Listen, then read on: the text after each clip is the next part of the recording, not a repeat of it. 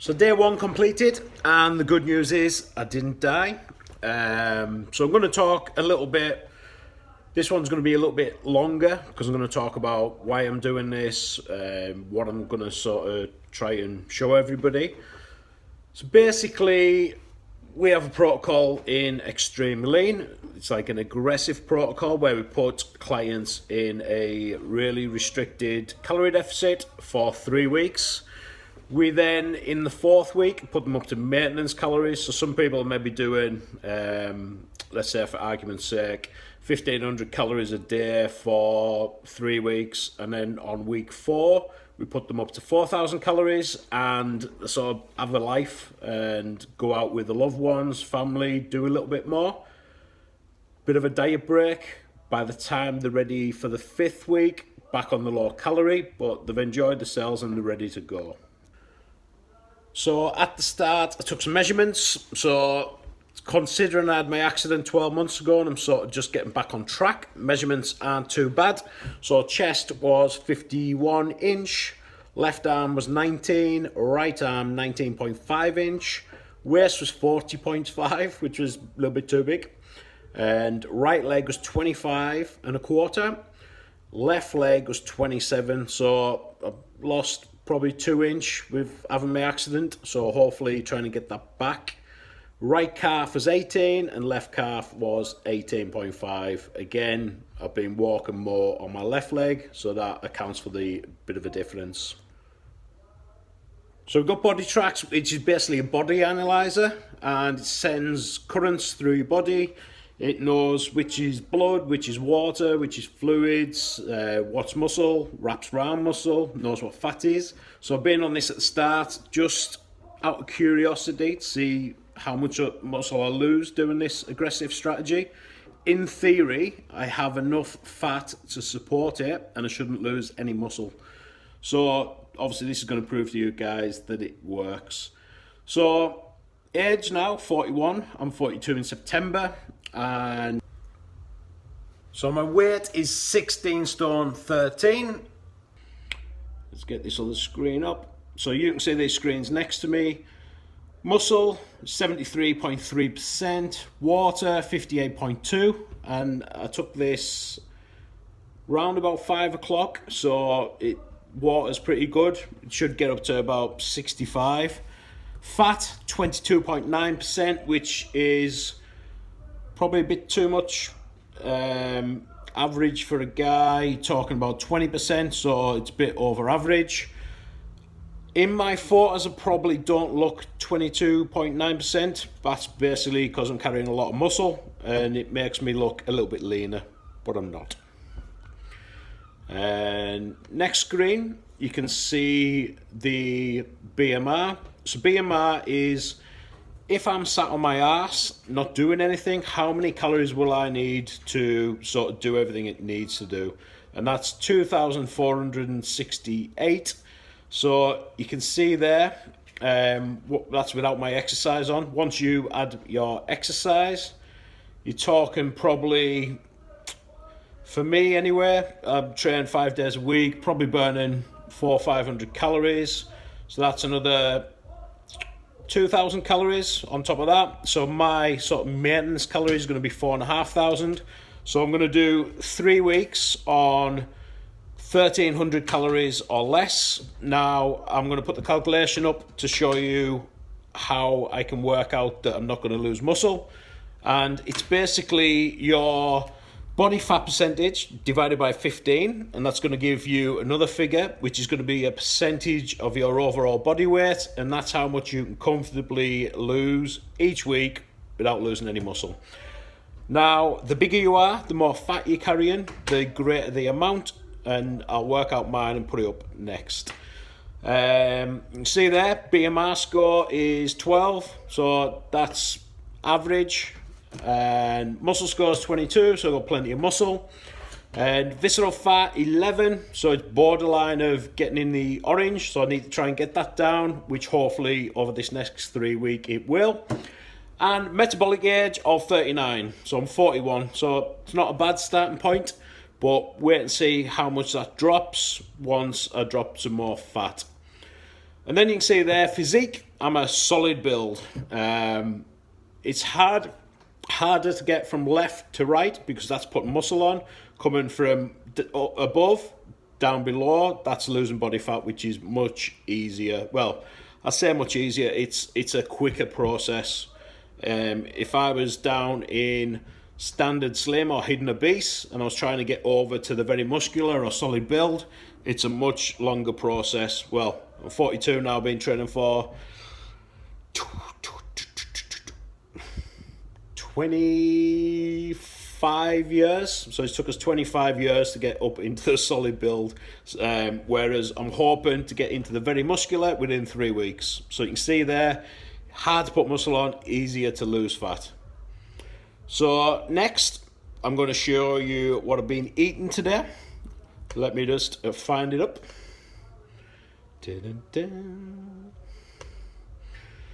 So this is my health stack. So didn't really used to bother much with health, but like I said before, I'm nearly 42, so I'm watching more and more my health, my heart, my immune system, keep myself healthy rather than just want to be absolutely massive.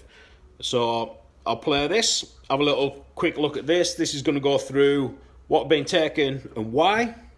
So these are all my health supplements. These are what I'll be taking every morning. Never really been into health supplements till I started obviously getting a bit older.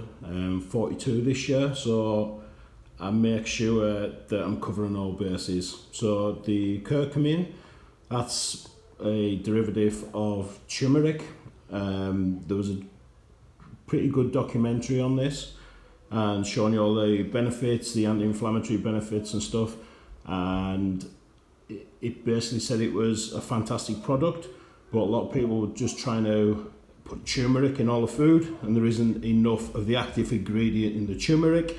So this stuff is fantastic, and it's made by Supplement Needs, and I got this from Subshack. These are my greens, so this is a good way for getting them extra greens and fruits in. Mango, looks like shit, but it actually tastes alright as far as greens go.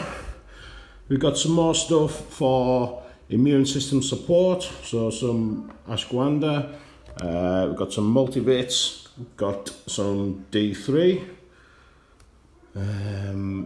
rest of all, which is a red wine extract, tubal vitamin C, some liver 52s, coenzyme Q10, and some fish oil for the joints. Right, I'm glad he explained that properly.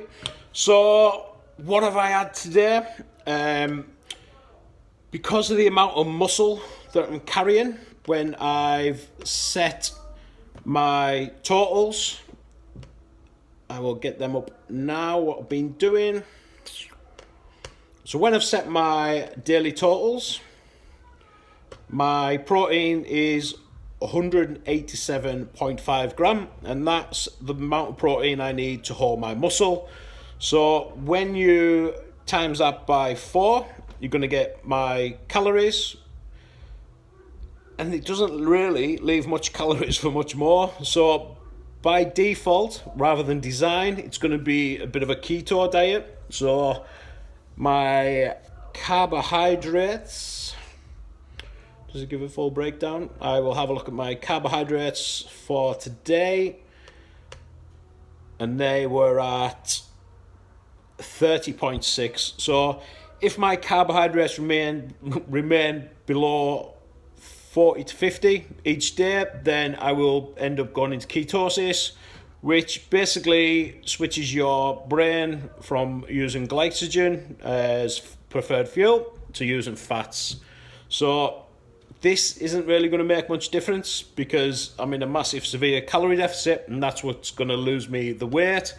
But unfortunately, because fortunately I have got a lot of muscle, but unfortunately because of the amount of muscle I've got, it means that I'm going to have to pretty much eat low carbohydrate because I haven't got enough calories to play with. So for meal 1, I fired some mushrooms, peppers, onions and chicken into the slow cooker and fired a tin of tomatoes in there, plum tomatoes, made a bit of a casserole. So that was meal one. I put some Schwartz paprika and pepper in there, just add a bit of flavour.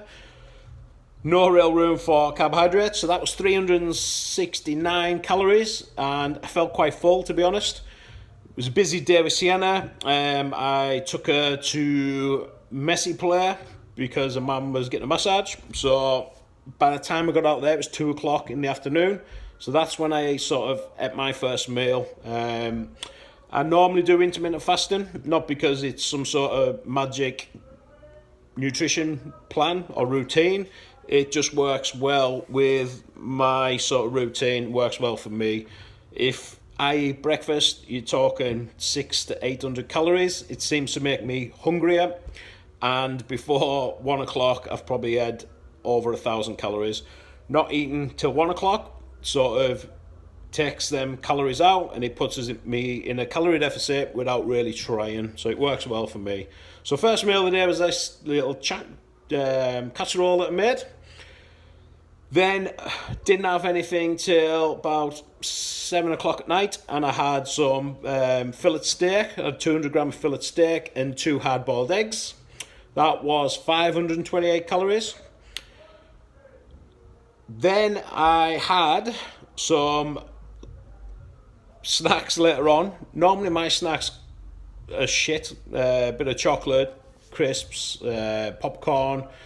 If I buy low snack treats, I normally eat 5 or 6, so that doesn't really work for me.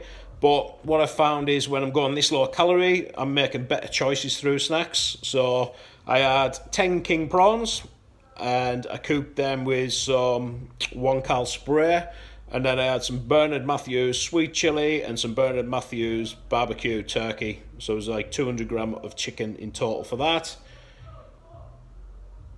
And then I had a Monster Energy earlier on in the day, and normally I wouldn't even accounted for them because it says absolutely 0, but when you read the label, it's got 15 calories in, and when you're trying to hit 1,300 calories, every calorie counts.